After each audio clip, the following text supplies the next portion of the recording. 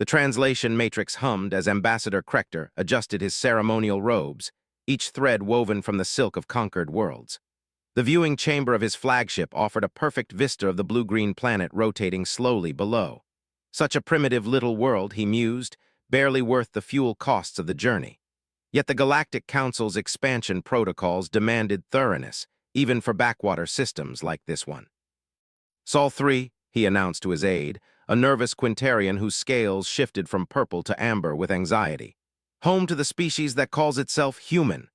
Intelligence reports indicate bipedal mammals, technologically primitive, politically fractured, perfect candidates for Category 7 integration. Category 7. The aide's scales rippled with understanding. Manual labor, mining operations, hazardous material handling.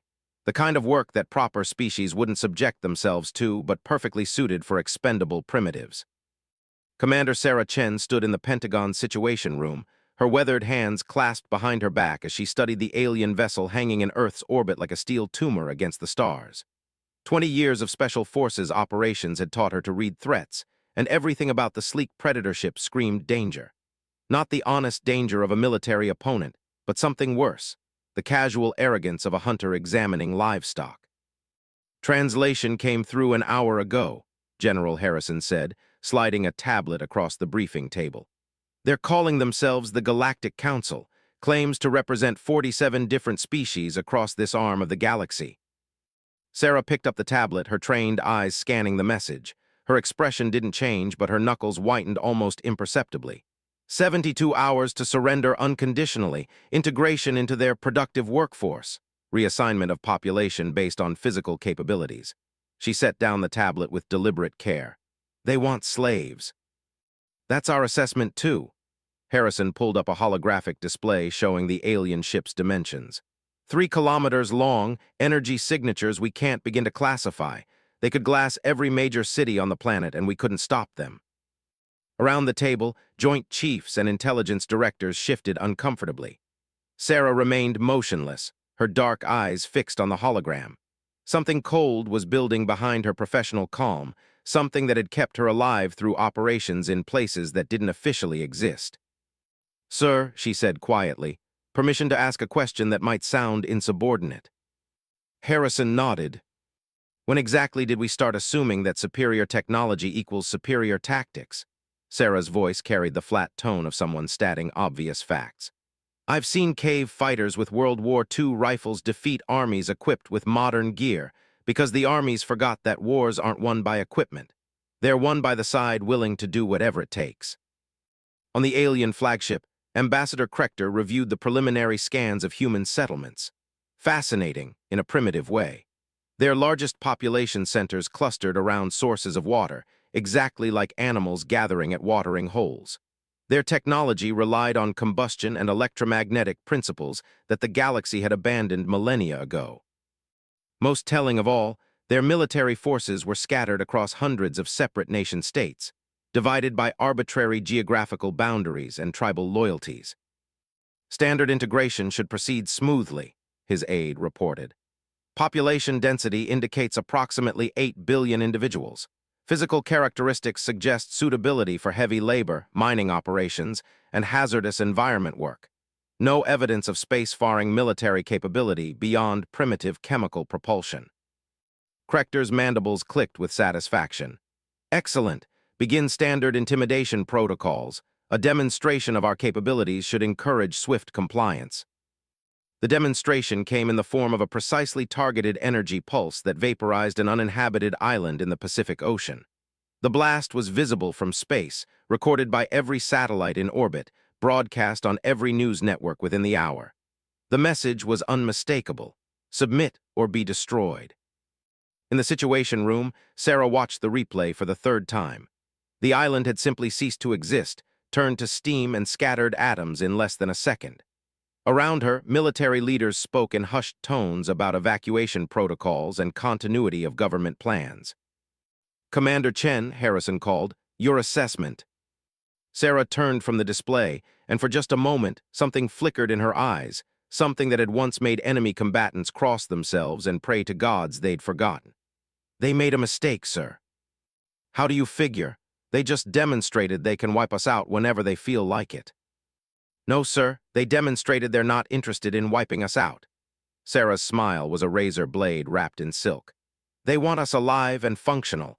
That's a weakness, not a strength.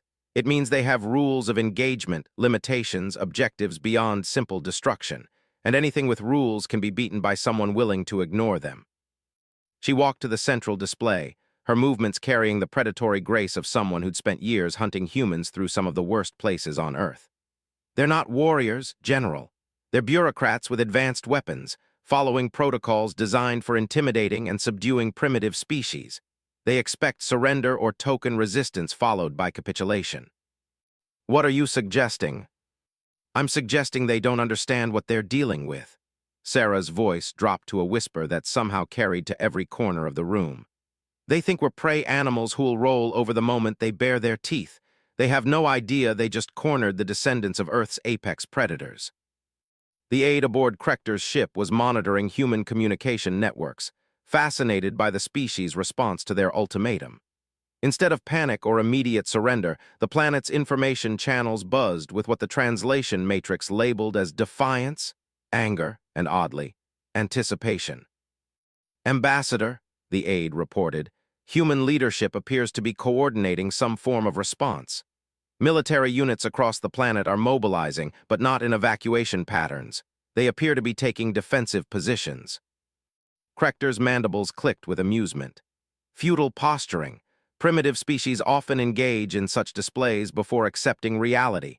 It helps preserve their social hierarchies during integration, ignore their gestures, and prepare the labor assessment teams. But the aide was still monitoring the transmissions, and something in the patterns was beginning to trouble his analytical mind. These weren't the communications of a frightened, disorganized population.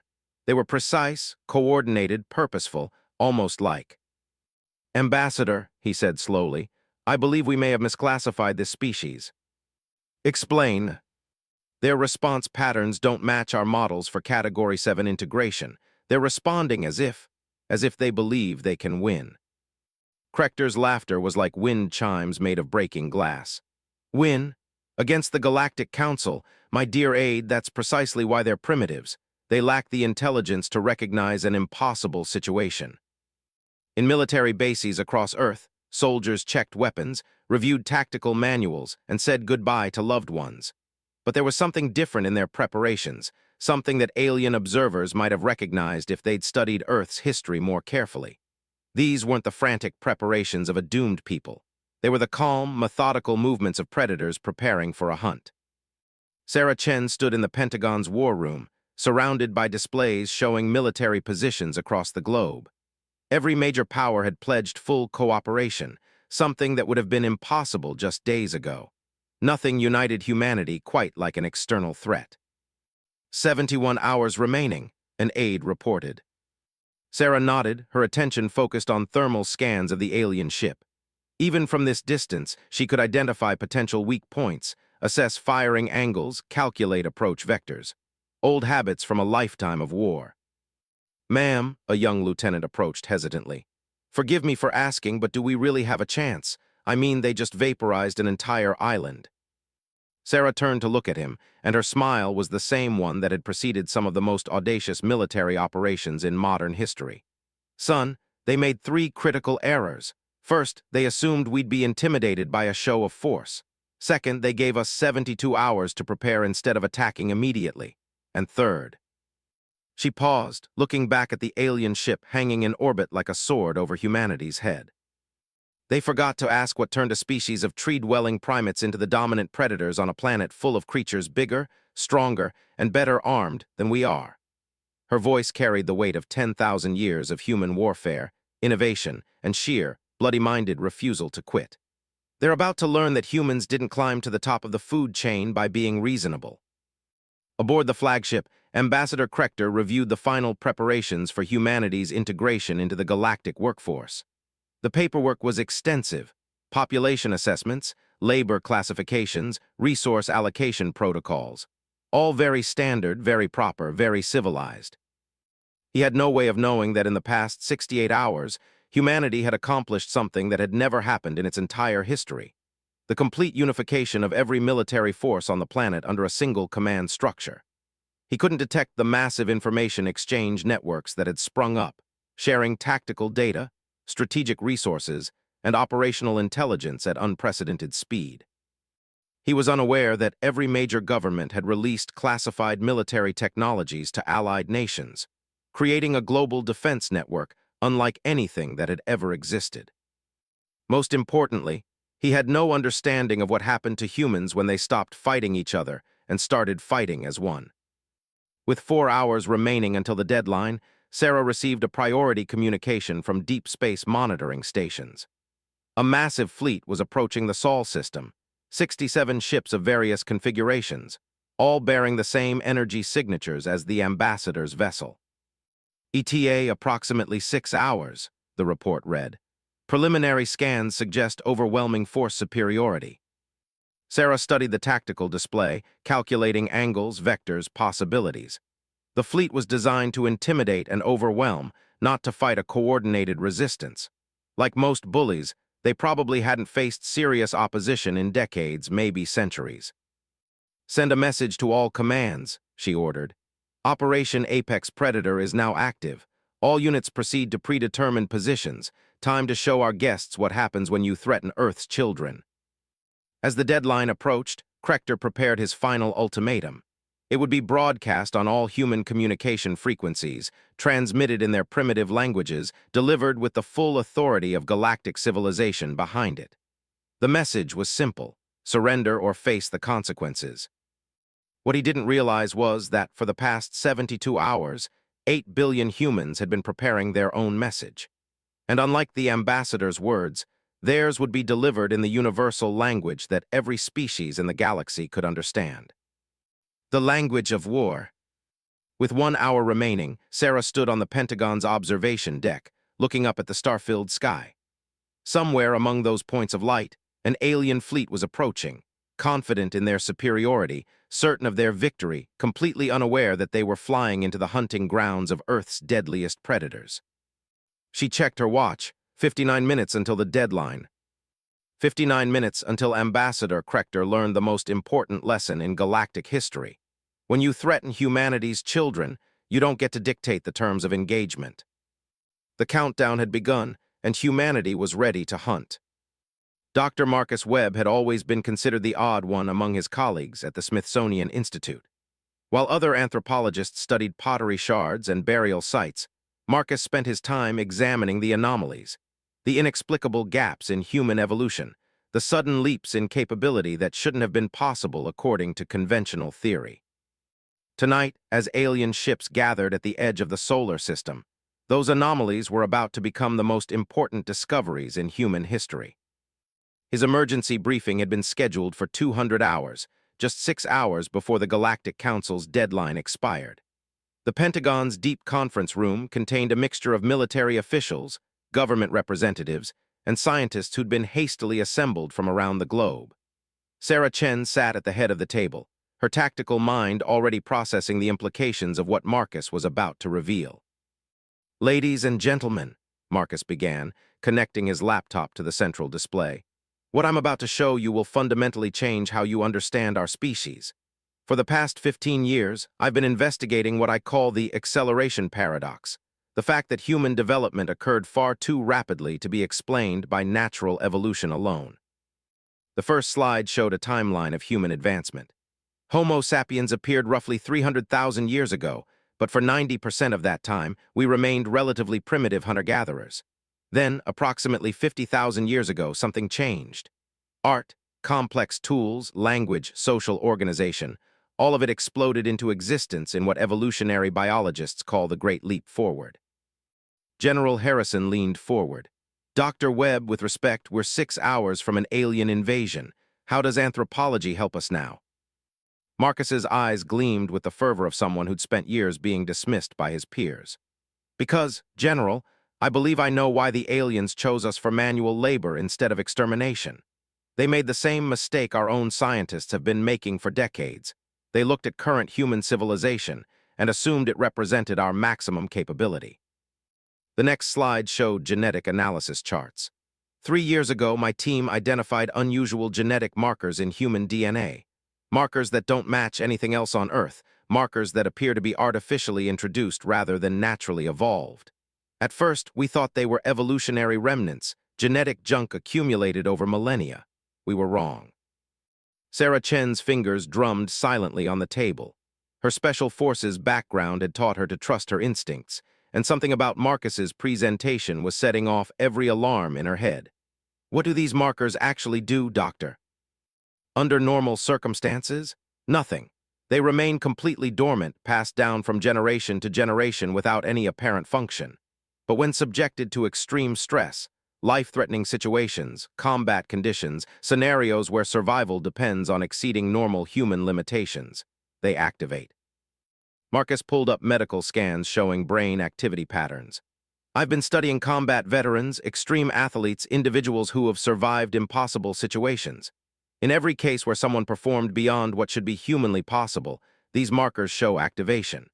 Increased pain tolerance, enhanced reflexes, improved cognitive processing under pressure, accelerated healing rates, resistance to psychological breakdown. The room fell silent. Dr. Elizabeth Vance, the chief medical officer, spoke first. You're describing a combat enhancement system built into our genetics.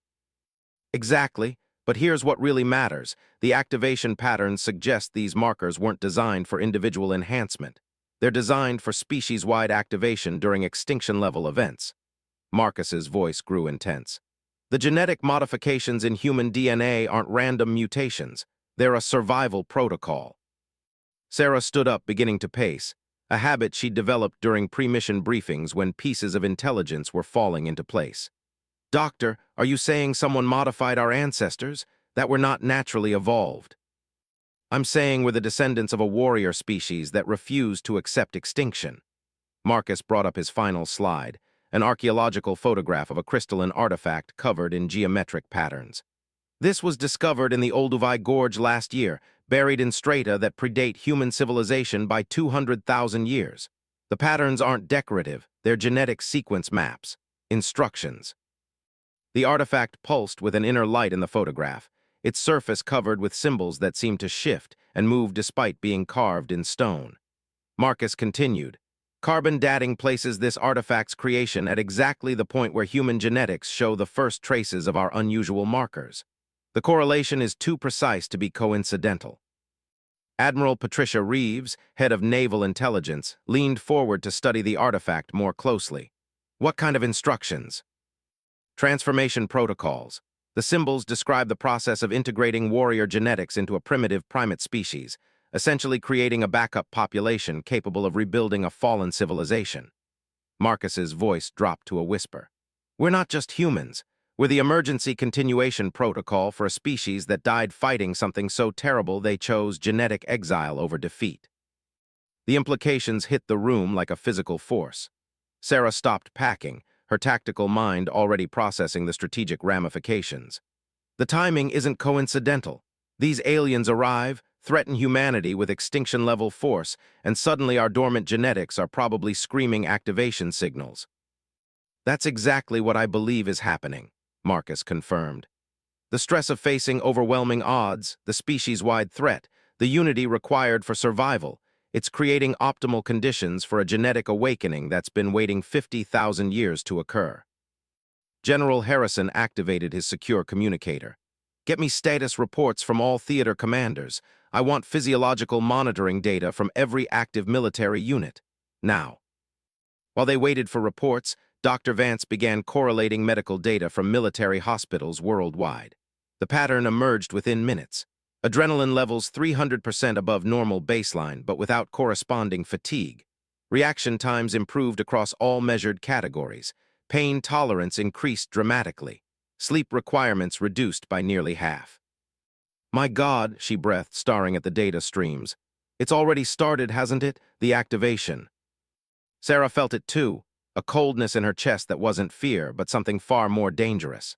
The same feeling she'd experienced during her most successful operations, when everything became crystal clear, and enemies stopped being people and became simply obstacles to be removed. But stronger now, cleaner, like a radio signal finally receiving a clear transmission. The reports came in from global military commands. Similar physiological changes reported worldwide. Soldiers describing unusual clarity of thought, enhanced physical capabilities, reduced need for rest.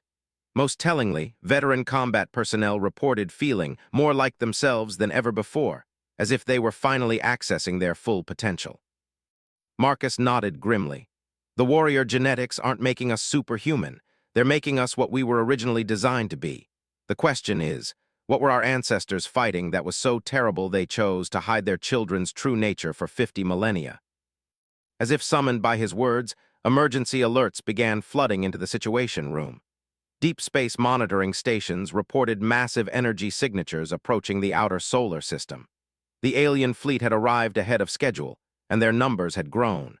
What began as 67 ships had swelled to over 200 vessels, representing multiple species and military configurations. Sarah studied the tactical displays, but instead of overwhelming odds, she saw patterns. Fleet formations designed for intimidation rather than combat efficiency. Ships grouped by species rather than tactical functionality. Command structures that prioritized political hierarchy over military effectiveness. They've never fought a real war, she realized aloud. This isn't a military fleet. It's a bureaucratic parade designed to demonstrate galactic authority to primitives who'll surrender at the first show of force. Marcus pulled up historical data on human conflict. Compare their formation to any major Earth military engagement. They're violating every principle of effective force deployment. Concentrated command ships, extended supply lines, predictable movement patterns. Because they've never needed to worry about those things, Sarah continued, her voice carrying the cold certainty of someone recognizing enemy weakness. They're the galactic equivalent of colonial powers dealing with Stone Age tribes. Overwhelming technology, minimal tactical skill, absolute confidence in their superiority. The communication console chimed with an incoming transmission from Ambassador Krechter. His image appeared on the main screen, mandibles clicking with satisfaction as he surveyed the assembled human leadership. Greetings, primitive inhabitants of Sol 3. I trust our demonstration of galactic power has convinced you of the futility of resistance. You have 1 hour remaining to signal your unconditional surrender. Fail to comply, and we will begin orbital bombardment of your population centers. Sarah stepped forward, and when she spoke, her voice carried undertones that made everyone in the room unconsciously straighten. Ambassador Krechter, I am Commander Sarah Chen, representing Unified Earth Forces. We've considered your offer very carefully. Excellent. Transmit your surrender protocols immediately.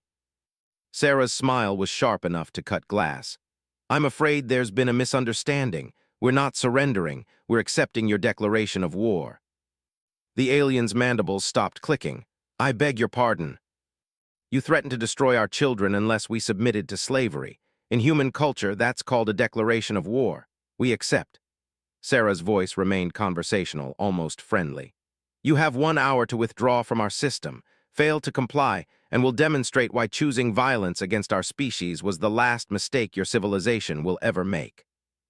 Krechter's image flickered with what might have been confusion. You cannot be serious. You possess primitive chemical rockets and nuclear weapons. We command the combined fleets of 47 worlds. 47 bureaucratic worlds that haven't fought a real war in centuries, led by species that mistake technological superiority for tactical competence, Sarah corrected. You're about to learn the difference between having advanced weapons and knowing how to use them. The transmission ended with Krechter's mandibles clicking in what the translation matrix probably couldn't properly interpret as nervous laughter. Throughout the ship, alien crew members began running final checks on weapons systems that hadn't been fired in anger for generations. On Earth, 8 billion humans felt something awakening in their DNA, something that had been sleeping since their ancestors decided that their children's survival mattered more than their own glory. The genetic locks were opening, releasing capabilities that evolution alone could never have produced. In military bases worldwide, soldiers reported feeling stronger, faster, more alert than ever before. Combat veterans described a clarity of thought that made complex tactical situations seem simple. Civilian populations spoke of unusual calm in the face of extinction, as if some ancient part of their minds knew exactly what to do when faced with existential threats. Sarah stood at the Pentagon's observation deck, looking up at stars that now hid an approaching alien fleet. Behind her, Marcus continued briefing military leaders on the implications of humanity's hidden heritage. But she already understood what mattered. For 50,000 years, their ancestors had hidden the truth about human nature, raising generations of warriors disguised as ordinary people. Tonight, the disguise was coming off. The universe was about to learn why a species that had never known defeat had chosen genetic exile over surrender. And more importantly, it was about to discover what happened when you threatened the children of the galaxy's most dangerous predators. With 47 minutes remaining until the deadline, Sarah felt the last of her human limitations falling away. Around the globe, 8 billion others felt the same transformation beginning. The activation was accelerating, and soon the galaxy would understand why their ancestors had hidden humanity's true nature. The sheep's clothing was burning away, and the wolves were remembering how to hunt. The deadline expired at exactly 1400 hours Greenwich Mean Time. Ambassador Krechter had spent the final minutes reviewing standard intimidation protocols, confident that the primitive humans would break at the last moment. No species in galactic history had ever chosen extinction over integration. It simply wasn't logical. Even the most warlike civilizations eventually recognized the mathematical certainty of defeat when faced with overwhelming force. When no surrender signal arrived, he activated the fleet-wide communication array. All vessels commence orbital bombardment. Target major population centers first, then industrial facilities. Standard submission protocols, sufficient destruction to demonstrate futility of resistance, minimal damage to productive infrastructure. The first wave of energy pulses lanced down from orbit, targeting military installations across North America, Europe, and Asia. From space, the bombardment appeared devastating, brilliant flashes of light marking the destruction of humanity's defensive capabilities. Orbital observation confirmed direct hits on the Pentagon, NORAD, the Kremlin, and dozens of other strategic targets. What the aliens couldn't detect from their high orbit was that every single installation had been evacuated 12 hours earlier. What they'd destroyed were empty buildings, carefully prepared decoys, and abandoned equipment. Not a single human life had been lost. Deep beneath the Colorado Rockies, in a facility that didn't appear on any official records, Sarah Chen watched the bombardment through satellite feeds that the aliens hadn't managed to locate. The command center around her hummed with activity as military personnel from every Earth nation worked side by side, their movements coordinated with an efficiency that would have been impossible just days before. "Orbital bombardment complete," reported Lieutenant Colonel Martinez, his voice steady despite the apparent devastation on the screens. "All decoy sites destroyed as planned. Enemy forces maintaining high orbit, approximately 400 kilometers altitude." Sarah nodded, her attention focused on tactical displays showing the alien fleet's positions. The transformation Marcus had described was continuing. She could feel her mind processing information with mechanical precision, calculating possibilities and outcomes with a clarity that felt both foreign and completely natural. "Phase 1 complete," she announced to the Global Command Network. "All units initiate Operation Lazarus, show our guests what resurrection looks like." Across the planet, installations that had appeared destroyed began showing signs of life. Backup power systems activated, hidden communication arrays came online, and from carefully concealed positions, Earth's actual defensive network revealed itself. The destroyed military bases had been nothing more than surface facades. The real installations lay deep underground, protected by geological features and hardened beyond anything in the aliens' tactical databases. Aboard the flagship, Krechter's aide monitored the bombardment results with growing confusion. "Ambassador, I'm detecting unusual energy signatures from the target zones. The humans appear to be rebuilding their communications network." "Impossible. Scan for survivors attempting to restore damaged equipment." "Sir, the signatures aren't coming from the bombardment sites. They're originating from previously undetected facilities. It appears our intelligence was incomplete." The first indication that something had gone seriously wrong came when human transmissions suddenly filled every communication frequency in the system. Not panic distress calls or surrender negotiations, but coordinated military traffic with encryption, patterns the galactic translation systems couldn't decode. Then the missiles launched.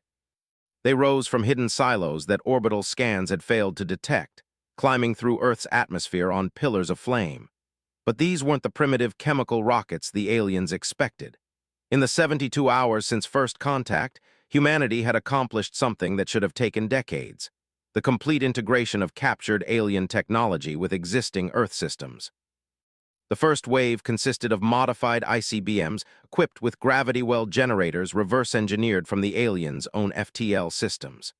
They struck the alien fleet's outer perimeter with weapons that the Galactic Council hadn't faced in over 3 centuries. Their own technology, redesigned by minds that understood warfare in ways they'd forgotten. "Impossible," Krechter whispered as his flagship's hull rang with impact tremors. "They couldn't have mastered our technology in mere days." His tactical officer, a veteran of dozens of integration campaigns, stared at readouts that defied everything he understood about primitive species. "Ambassador, they didn't master our technology. They improved it.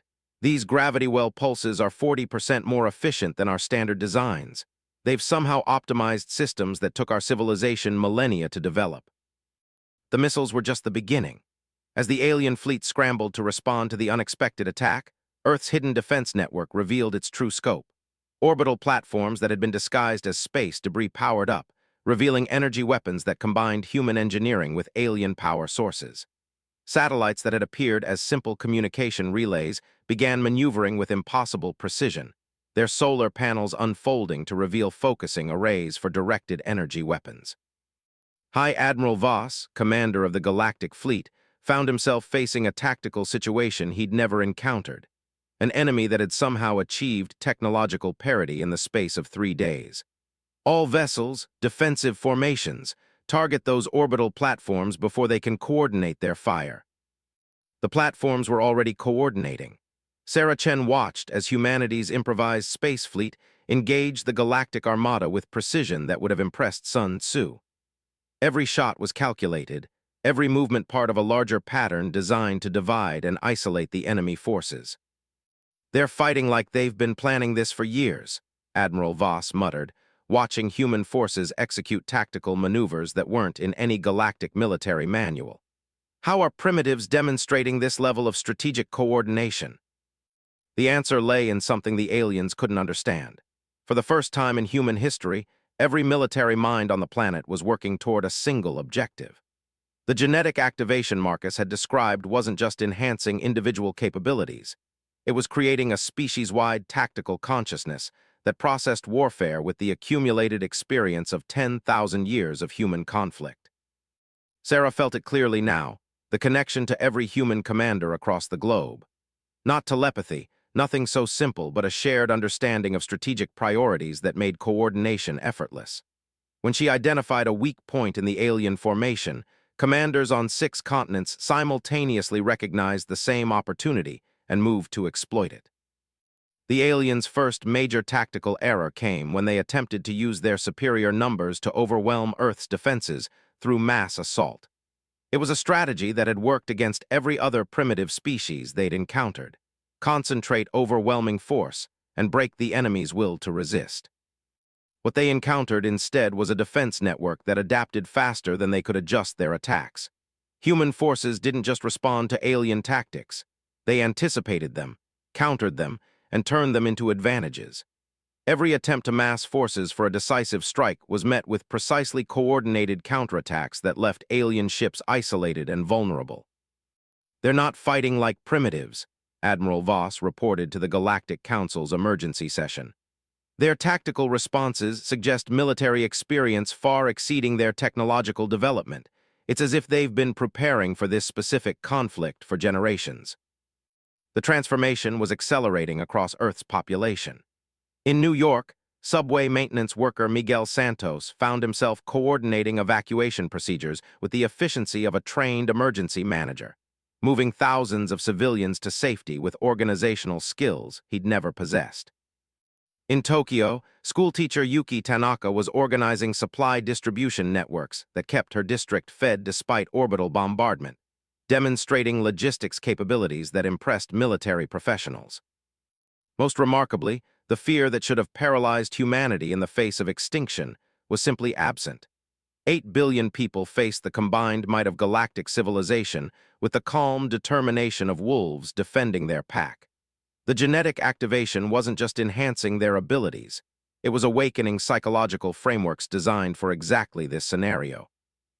Dr. Webb, monitoring the transformation from the underground command center, watched biometric data that redefined his understanding of human potential. Sarah, the activation rate is accelerating exponentially. We're seeing genetic expression patterns that shouldn't be possible. It's as if the markers are communicating with each other across the entire population. Sarah nodded without looking away from the tactical displays. We're becoming what we were meant to be. The question is whether the aliens are smart enough to recognize what that means. Admiral Voss was beginning to understand. His fleet had lost 17 ships in the past 6 hours, destroyed by an enemy that should have been defeated in the first minute of engagement. More troubling, human forces were showing tactical innovation that seemed to evolve in real time. Strategies that worked once became useless within hours as human commanders adapted and countered them. "Status report," he demanded. 37 vessels showing battle damage. 15 ships report critical systems failure. The humans are targeting our formation weaknesses with precision that suggests complete understanding of our tactical doctrine. His aide's scales had shifted to the deep purple of professional anxiety. "Admiral, they're fighting as if they know exactly how we'll respond to every situation." Because they did. 50,000 years of human warfare had taught them to read enemies, identify patterns, exploit weaknesses.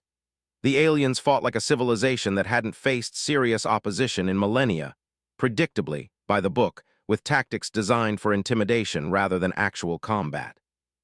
The moment Admiral Voss realized he was losing came when human forces launched their second major offensive. Instead of the desperate defense he'd expected, Earth's military network suddenly shifted to coordinated attack, striking at the galactic fleet with precision strikes designed to cripple rather than destroy. "They're not trying to win through attrition," he realized aloud. "They're capturing our vessels intact."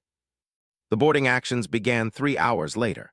Human assault teams, equipped with reverse-engineered gravity manipulation technology and wearing armor that combined the best of both civilizations' engineering, attacked disabled alien ships with the methodical precision of experienced urban warfare specialists.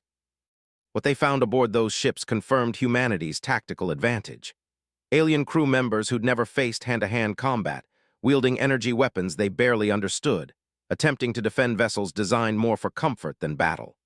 Within hours, Earth forces had captured enough alien technology to reverse-engineer FTL drives, advanced communication systems, and weapons that would shift the strategic balance permanently. Sarah stood in the captured bridge of a Zelani cruiser, watching alien crew members being processed by human personnel who treated their prisoners with professional courtesy rather than vengeance. The transformation was complete now. She could feel the tactical consciousness of her entire species, 8 billion minds united by purpose and enhanced by genetics that had waited 50 millennia for activation. "Admiral Voss," she broadcast on the galactic command frequency, "this is Commander Chen representing Unified Earth Forces. Your fleet has been neutralized. We're prepared to accept your surrender." The response came back immediately. "Impossible. The Galactic Council commands the combined military might of 47 worlds. You cannot have defeated our fleet with primitive technology." Sarah's smile was visible even through the communication link. "Admiral, we didn't defeat you with primitive technology. We defeated you with something your civilization forgot how to do centuries ago. We adapted. You came here expecting to intimidate frightened primitives into submission. Instead, you woke up a species that spent its entire evolutionary history learning how to kill things bigger and stronger than themselves." She gestured to the tactical display showing the current positions of both fleets. "You have 2 choices. Withdraw immediately and report to your superiors that humanity is not available for integration, or continue this engagement and discover why our ancestors chose genetic exile over surrender. I can guarantee you won't enjoy the education." For the first time in galactic history, a council fleet found itself outmatched by a species they'd classified as primitive. As Admiral Voss stared at tactical displays showing human forces in control of nearly half his vessels, he began to understand why the ancient archives contained warnings about something called predator species. warnings that had been dismissed as mythology for so long that their meaning had been forgotten. The deadline had passed, the invasion had begun, and humanity had not only survived but emerged as the dominant force in their own system. What had started as a simple integration operation was becoming something unprecedented in galactic history, the awakening of Earth's apex predators. And they were very, very hungry. Admiral Voss made his choice at 3:47 hours, ship time. Rather than accept Sarah Chen's ultimatum, he ordered his remaining vessels to perform an emergency FTL jump to the Kepler 442 system, abandoning nearly 40% of his fleet to human forces. It was a tactical retreat disguised as strategic withdrawal, but the genetic warriors of Earth recognized it for what it truly was. The first time in galactic history that a Council fleet had fled in defeat. Sarah watched the alien ships disappear into hyperspace from the bridge of her captured Zelani cruiser. Around her, human technicians worked with impossible efficiency to integrate alien systems with Earth-built modifications. The genetic activation had gifted them with more than enhanced physical capabilities. It had unlocked pattern recognition and problem-solving abilities that made reverse engineering enemy technology as simple as reading a manual. Admiral Voss has jumped to Kepler 442, reported Lieutenant Commander Jackson, his voice carrying the flat professionalism that had replaced normal human emotional responses. Long-range sensors confirm they're establishing defensive positions around the fourth planet. Appears to be a Council military installation. Sarah nodded, her enhanced tactical awareness already processing the strategic implications. How many ships did we capture intact? 37 vessels of various classifications. Engineering teams report full control of propulsion, weapons, and life support systems. The alien crews are surprisingly cooperative once they realized resistance was futile. Jackson's expression carried the same predatory satisfaction that had become common among Earth's military personnel. They're not warriors, ma'am. They're bureaucrats with uniforms. Then we'll teach them what warriors look like. Sarah activated the fleet-wide communication system, her words reaching every human vessel in the system. All commands, prepare for transition to Phase 2 operations. We're taking the fight to them. The transformation of Earth's captured fleet was a testament to human adaptability under pressure. In less than 18 hours, engineering teams had integrated alien FTL drives with human navigation systems, retrofitted energy weapons with Earth-manufactured targeting computers, and redesigned shield generators to operate at 150% of their original efficiency. More importantly, they'd learned to operate vessels designed for species with completely different physiological requirements. Dr. Webb joined Sarah on the cruiser's bridge, his anthropologist's mind still reeling from the speed of human adaptation. The genetic activation is accelerating beyond my most optimistic projections. Our people are demonstrating capabilities that shouldn't be possible even with the warrior modifications. They're not just learning alien technology, they're improving it intuitively. Sarah gestured toward the engineering stations where human technicians worked alongside confused alien prisoners. It's not intuition, Doctor, it's recognition. Our ancestors weren't just warriors. They were engineers, tacticians, problem solvers. Every system these aliens showed us is something we've seen before, just implemented with different technology. You think we've fought the Galactic Council before? I think we fought something much worse, and the Council is using hand-me-down technology from whatever civilization our ancestors faced 50,000 years ago. Sarah's enhanced perception was already identifying patterns in alien design philosophy that suggested derivative rather than original engineering. These ships aren't built for warfare. They're built for policing primitives. Whoever taught them to build star destroyers forgot to mention that the galaxy contains species that fight back. The first human FTL jump occurred at 1200 hours. Sarah's task force, 20 modified alien vessels and 5 captured Council ships, translated into hyperspace with a precision that impressed even the alien navigators forced to assist them.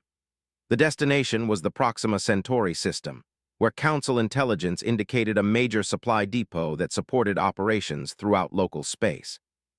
Translation successful, reported the navigation officer.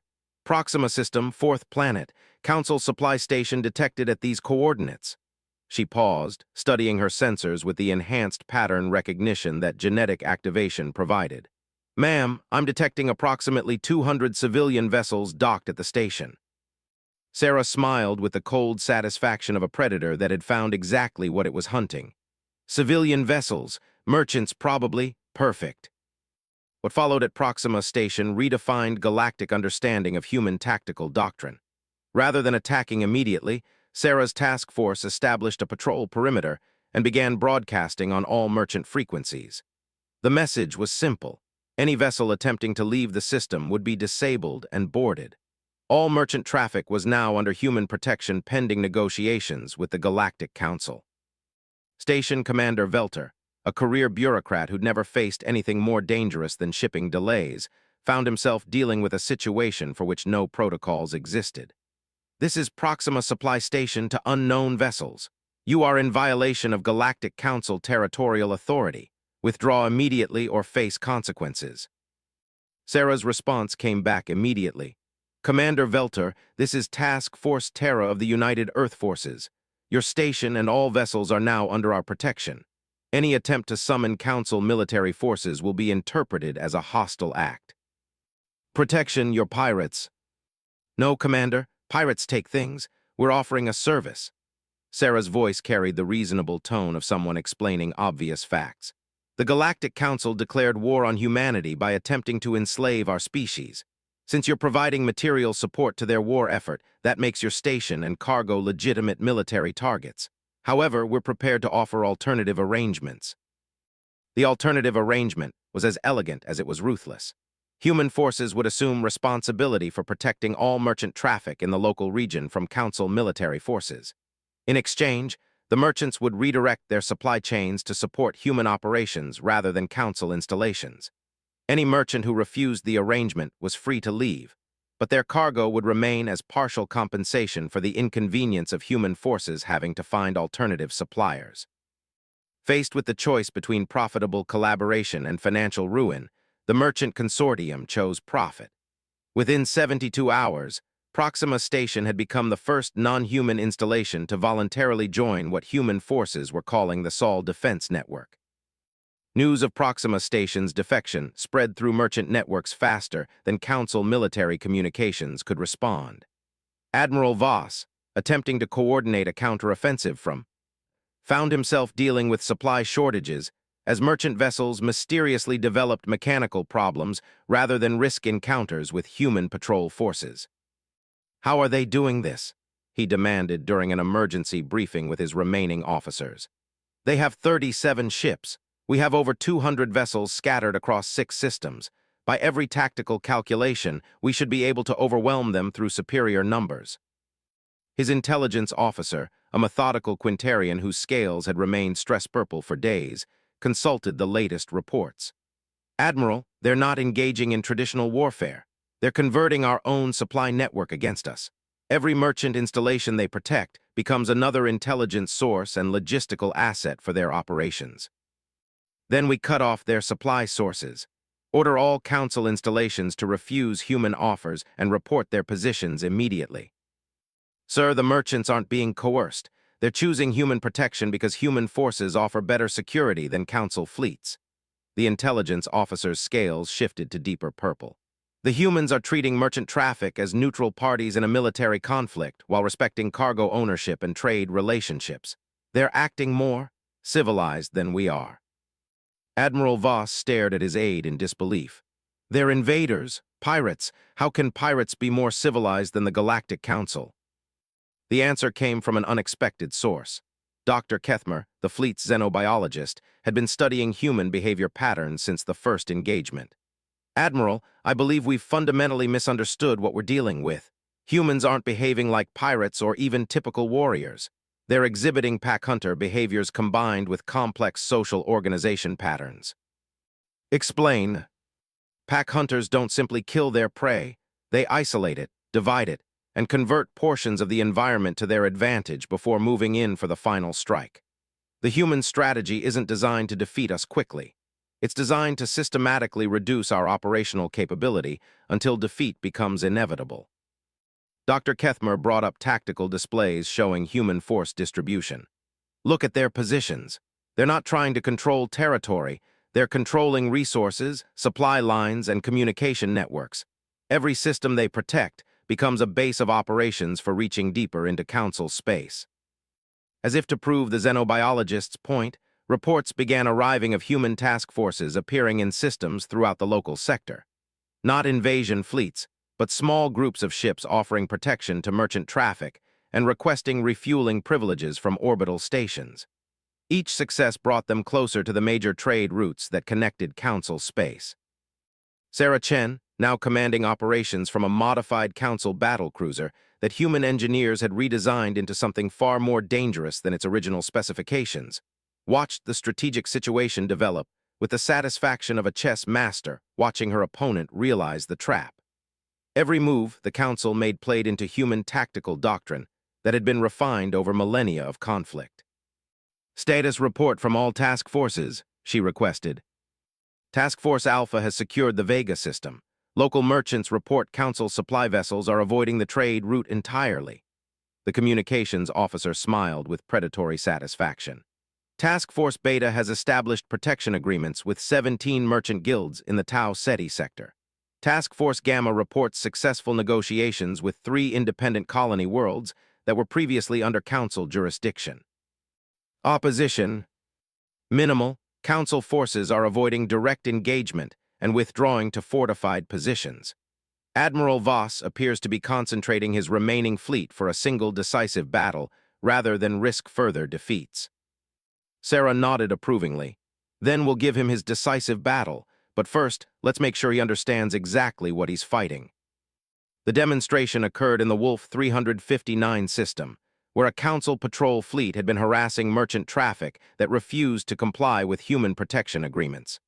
Sarah's response was swift, decisive, and calculated to send a message that would resonate throughout galactic military circles. Instead of destroying the Council ships, human forces disabled them with surgical precision, capturing the entire patrol intact while suffering 0 casualties. The Council crews were treated with professional courtesy, given full medical attention, and allowed to broadcast their experiences to their superiors before being released with their disabled vessels. "Your Council sent you to fight primitives armed with chemical rockets," Sarah explained to the captured patrol commander during his debriefing. "What you encountered was a species that spent 50,000 years perfecting the art of war against opponents bigger, stronger, and better equipped than themselves. You're not fighting primitives. You're fighting the most dangerous predators the galaxy has ever produced." The patrol commander, a veteran of dozens of integration campaigns, found himself agreeing with his captor's assessment. "How long have your people been planning this war?" Sarah's smile was gentle, almost motherly. "We weren't planning anything. You came to our system and threatened our children. Everything that's happened since then is just human nature expressing itself under pressure. This isn't war for us, it's pest control."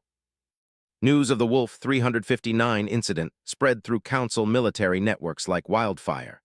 For the first time in galactic history, an entire patrol fleet had been captured without being able to inflict a single casualty on the attackers. Combined with reports of human forces treating prisoners better than Council regulations required, it created a psychological impact that Admiral Voss hadn't anticipated. His remaining fleet began experiencing discipline problems. Crews who'd signed up for routine integration duty found themselves facing an enemy that outfought them tactically while treating them more humanely than their own command structure. Morale dropped as word spread that humans offered captured crews better medical care, food, and working conditions than most Council vessels provided. "They're fighting a different kind of war," Admiral Voss admitted during his final report to the Galactic Council. "Every engagement weakens our position while strengthening theirs. They convert our allies, capture our resources, and treat our prisoners so well that my own crews are beginning to question why we're fighting them." The response from the Council was predictable. Concentrate all available forces for a final decisive engagement. Destroy human military capability through overwhelming force, then proceed with the original integration plan. What the Council failed to understand was that they were no longer fighting a defensive action by desperate primitives. They were being hunted by apex predators who had turned the galaxy's supply networks against them, converted their allies into strategic assets, and demonstrated that superior technology meant nothing against superior tactics. The hunt was nearly over, and Earth's children were ready for the final kill. Sarah stood on the bridge of her flagship, watching long-range sensors track the massive Council fleet assembling in the Kepler 442 system.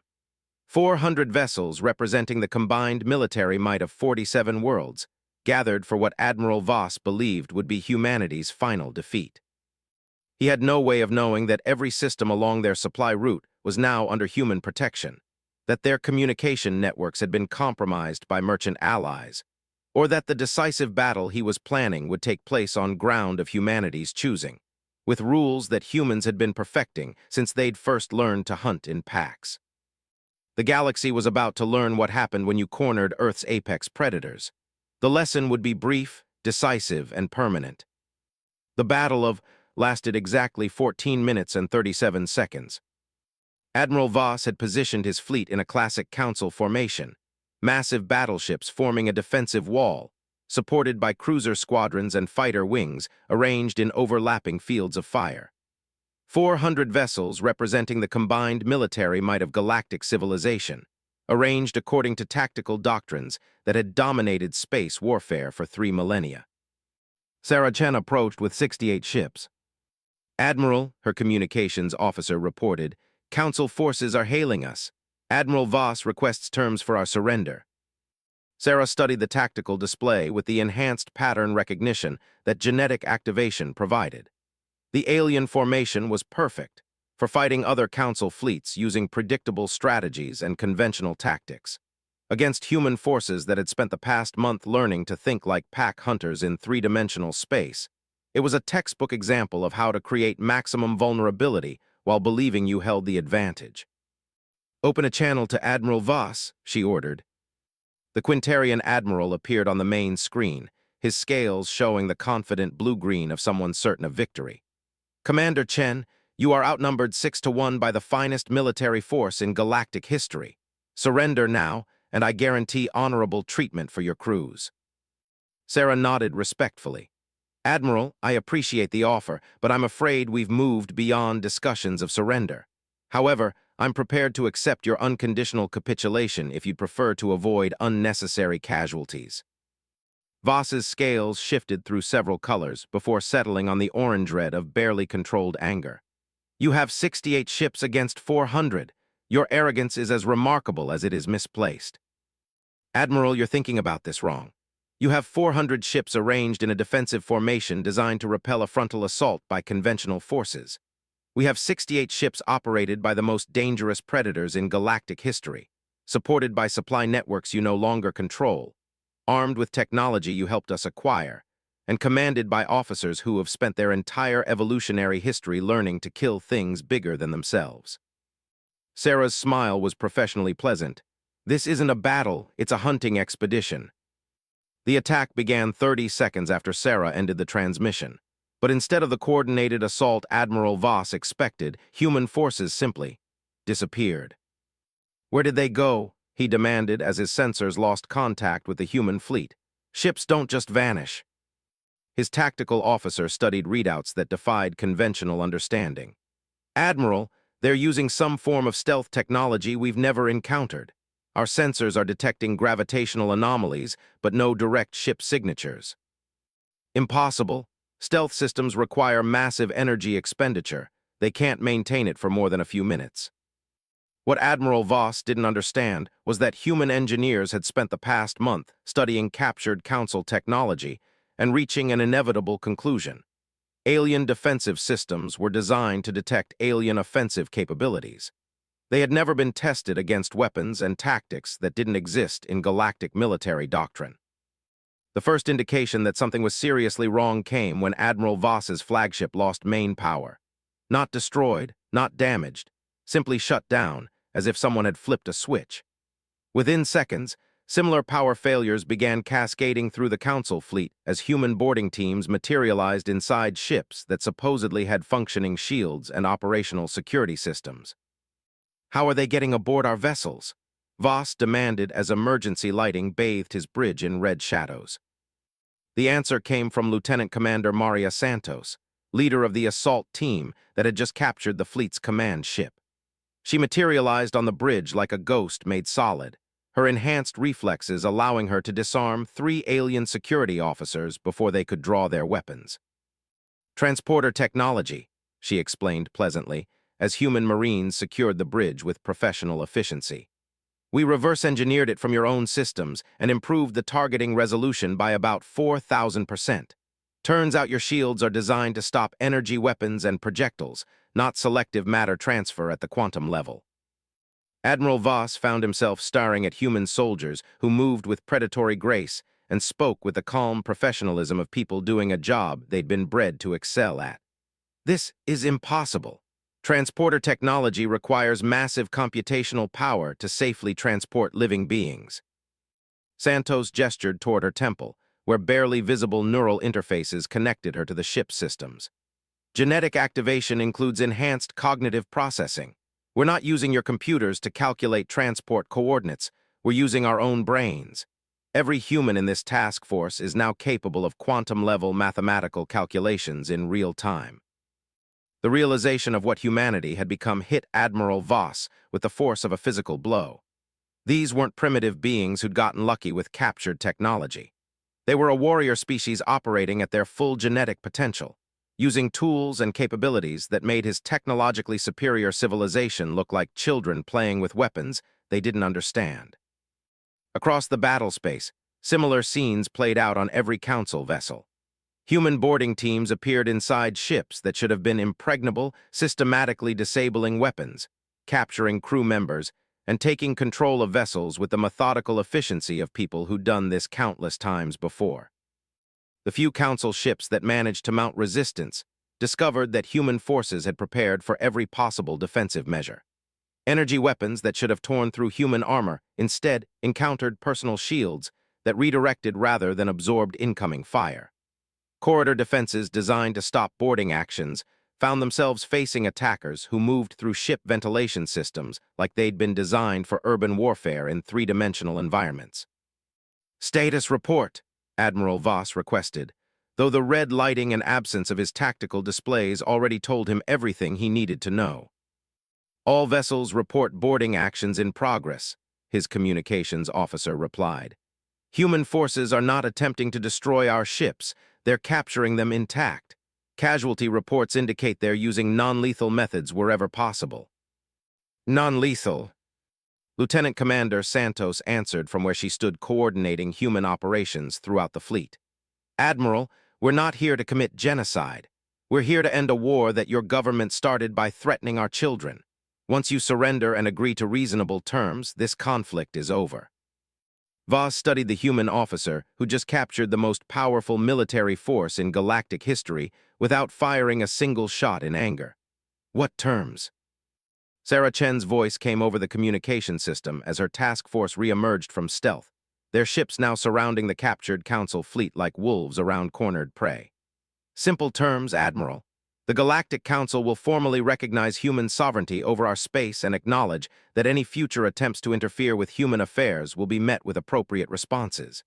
In exchange, we'll release your fleet and establish normal diplomatic relations. And if the Council refuses, then we'll be forced to expand our definition of legitimate self-defense." Sarah's tone remained conversational, almost friendly. "Admiral, your civilization made a critical error when it assumed that superior technology equals tactical superiority. We've just demonstrated that assumption is false. Your choice now is whether to accept that demonstration as the end of hostilities or as the opening move in a much larger conflict." Admiral Voss realized he was listening to the voice of someone who had just redefined the balance of power in galactic civilization. 47 worlds had sent their combined military might to conquer primitive Earth, and instead found themselves outmatched by opponents who fought with capabilities that transcended conventional understanding of warfare. "I'll need to consult with the Council," he said finally. "Of course, take all the time you need." Sarah's response carried the patience of someone who held every card in the game. "Your ships are in no immediate danger, your crews are receiving excellent treatment, and we're prepared to provide supplies and medical assistance as needed.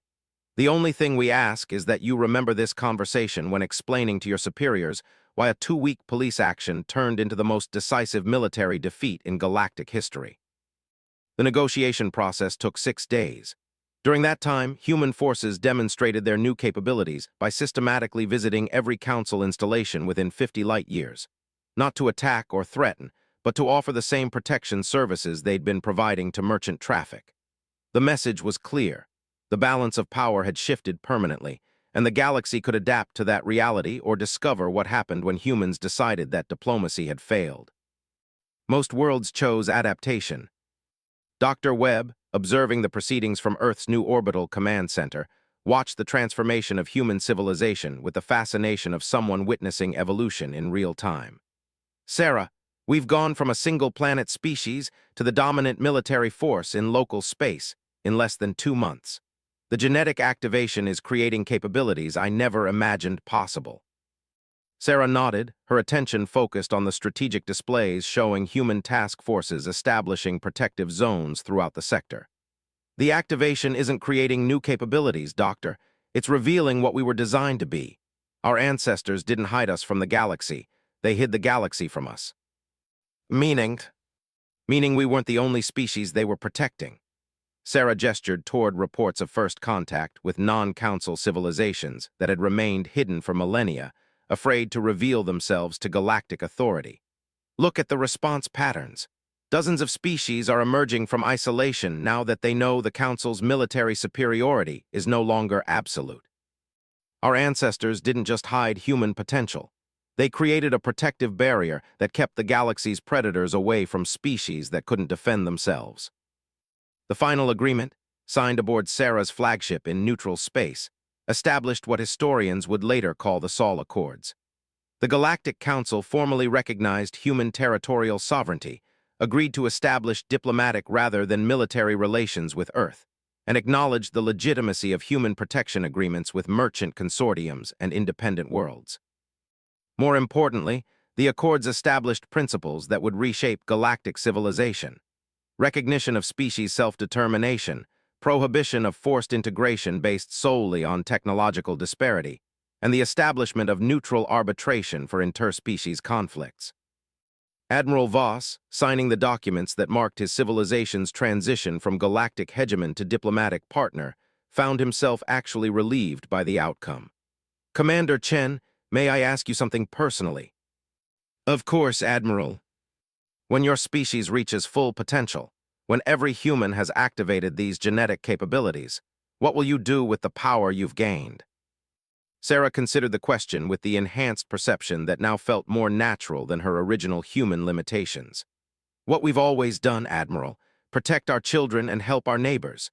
The only difference is that now we have the ability to do both on a galactic scale.